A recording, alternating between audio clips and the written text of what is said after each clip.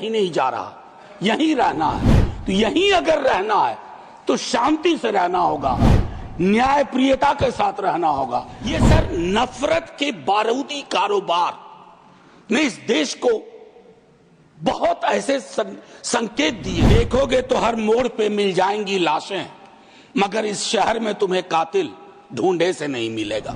और मैं आज भी कह रहा हूं कि अगर प्रधानमंत्री जी मणिपुर जाते तो स्थिति इतनी विस्फोटक नहीं होती।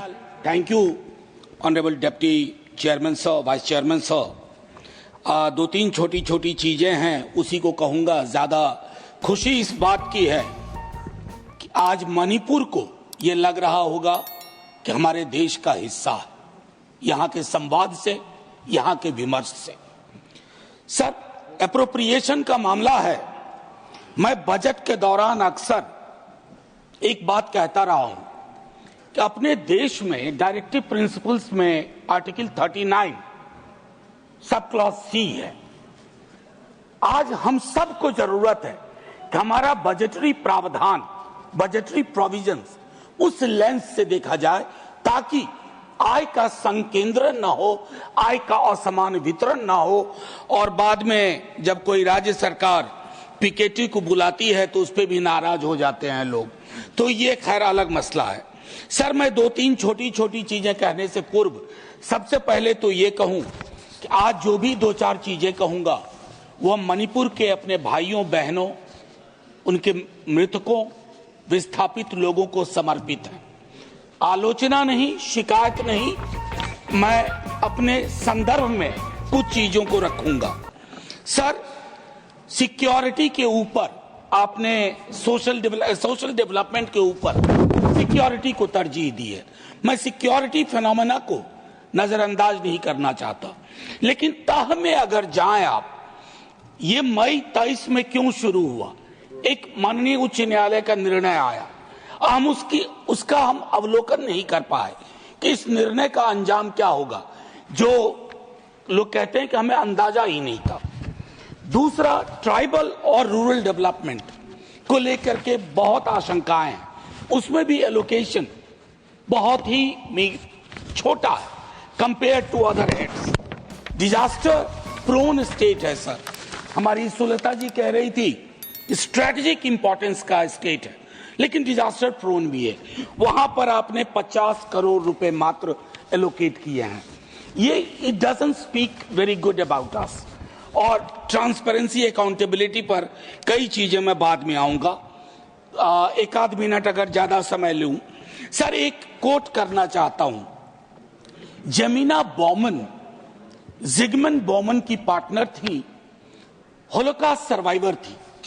उन्होंने एक लाइन लिखी विंटर इन द मॉर्निंग में, the cruellest thing about cruelty is that it dehumanises its victims before it destroys them, and thus the hardest of the struggle is to remain human in inhuman condition। इसका तर्जुमा अगर अपने हिसाब से करूं, क्रूरता के साथ सबसे क्रूर चीज यह है कि अपने विक्टिम को खत्म करने के पूर्व उनकी मानवीय मूल्यों को विलग कर देती है। अतः इस तरह के माहौल में मानवीय संवेदना को बचा कर रखना सबसे महत्वपूर्ण है। सर, हम मानवीय संवेदना को मणिपुर के बरक्स बचा के नहीं रख पाए। जैसे कहते हैं ना, देखोगे तो हर मोड़ पे मिल जाएंगी लाशें, मगर इस शहर में तुम्हें कातिल ढूंढे से नहीं मिलेगा। मणिपुर में यही वाकया है सर। मैं एक बात कई दफा पार्लियामेंट के बाहर कह चुका हूं, आज यहां दोहरा रहा हूं। चुनाव के बाद ऐसा नहीं है कि विपक्ष का कोई अलग से प्रधानमंत्री होता है। देश का प्रधानमंत्री मेरा भी प्रधानमंत्री, तो किससे शिकायत करूंगा, किससे उम्मीद रखूंगा? और मैं आज भी कह रहा हूं कि अगर प्रधानमंत्री जी मणिपुर जाते तो स्थिति इतनी विस्फोटक नहीं होती। प्रधानमंत्री का पद और कद दोनों बड़ा होता है। आप मलहम लेके जाते, मलहम, आपकी मौजूदगी मलहम का काम करती है। ना जाने क्यों बचपन से पढ़ते आए, कश्मीर से कन्याकुमारी, मणिपुर से मध्य प्रदेश, ये सर नफरत के बारूदी कारोबार ने इस देश को बहुत ऐसे संकेत दिए हैं जो अच्छे नहीं लगते हैं सर, प्रीतिकर नहीं लगते हैं। अनसेटल करते हैं, परेशान करते हैं। मणिपुर इसका उदाहरण है, देश के अलग अलग हिस्सों में इसके उदाहरण है। मेरा सिर्फ इतना कहना है सर, आज तक कोई मुल्क तरक्की की राह नहीं चल पाया अगर उसकी समुदाय के लोग, अलग अलग समुदाय बारूदी नफरत के कारोबार में लगे रहे। ये सीखना होगा सर। सर, लोगों का भरोसा मणिपुर में संस्थाओं से बिल्कुल उठ सा गया है। ये मैंने अपनी आंखों से देखा है सर। मैं संसदीय पार्लियामेंट्री ग्रुप ऑफ मेंबर्स के साथ गया था सर। मैं वहां की गवर्नर साहिबा से मिला, हम सब मिले सर। उनके अंदर जो भाव था, जो पीड़ा थी, वो पीड़ा मैंने दिल्ली दरबार में नहीं देखी सर। दिल्ली दरबार में उस पीड़ा का शतांश भी होता तो आज 2 वर्ष तक मणिपुर को इंतजार न करना पड़ता इस बहस के लिए, इस बातचीत के लिए। शायद आज उन्हें लग रहा हो, एक संदेश गया हो कि वो भी इस देश के हिस्सा है, क्योंकि काफी डिलेड रिस्पांस रहा हमारी ओर से।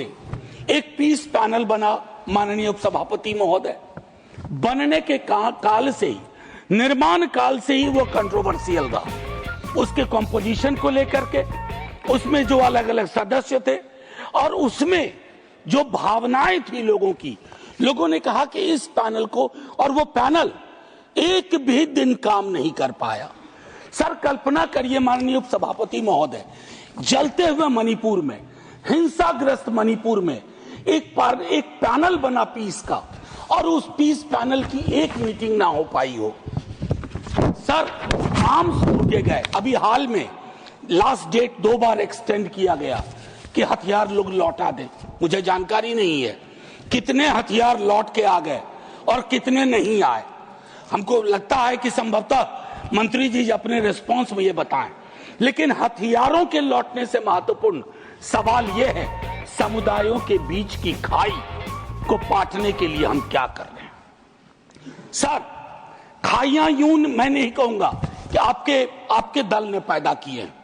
खाइयां रही हैं देश के अलग अलग हिस्सों में, लोगों के बीच में, इतिहास की समझ को लेकर के, वर्तमान की चुनौती को लेकर के।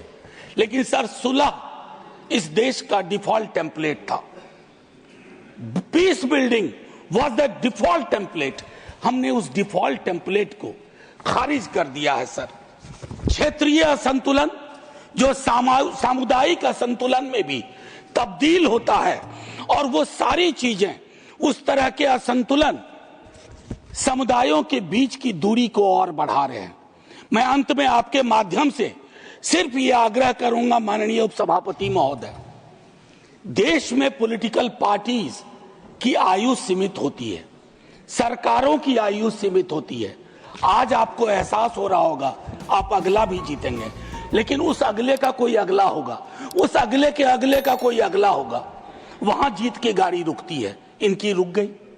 मैं सिर्फ इतना कहूंगा कि देश का मिजाज, अगर देश में अलग अलग हिस्सों में मणिपुर जैसे हालात रहेंगे सर, तो हम $5 ट्रिलियन की इकोनॉमी किसके लिए बना रहे हैं, क्यों कोशिश कर रहे हैं $5 ट्रिलियन की इकोनॉमी। सिर्फ मेरा एक आग्रह और होगा कि मणिपुर को लेकर के अभी भी वक्त नहीं बीता है, ऑल पार्टी डेलीगेशन एक जाए अलग अलग इलाकों में, कुकी समुदाय हो, मैती समुदाय हो, उन्हें वहीं रहना है, मिलकर रहना है। जैसे नॉर्थ इंडिया में जिन समुदायों के बीच में नफरत की फसल बोई जा रही है, कोई कहीं नहीं जा रहा, यहीं रहना है। तो यहीं अगर रहना है तो शांति से रहना होगा, न्यायप्रियता के साथ रहना होगा। और अगर हम ये सुनिश्चित नहीं कर पा रहे हैं, तो अपने मुंह मियां मिट्ठू बनने की कोशिश कर रहे हैं, तो मुझको लगता है सर कि हम हार जाएंगे। हमारा हारना छोड़ दीजिए सर, देश हार जाएगा, और जब देश हार जाएगा तो हमारे हाथ में कुछ भी हासिल नहीं होगा। आपको इस वक्त के लिए बहुत बहुत धन्यवाद माननीय उपसभापति महोदय। मैंने 2 मिनट आपने ज्यादा वक्त दिया। मैं जय हिंद बोल के खत्म करना चाहता हूं, लेकिन उससे पूर्व 30 सेकंड सर, मणिपुर की इस चर्चा के लिए सारे सदस्यों का धन्यवाद। लेकिन हमारी भूमिका यहीं खत्म नहीं होती है। मणिपुर को यह संदेश देना होगा, you belong to us, we are nothing without you.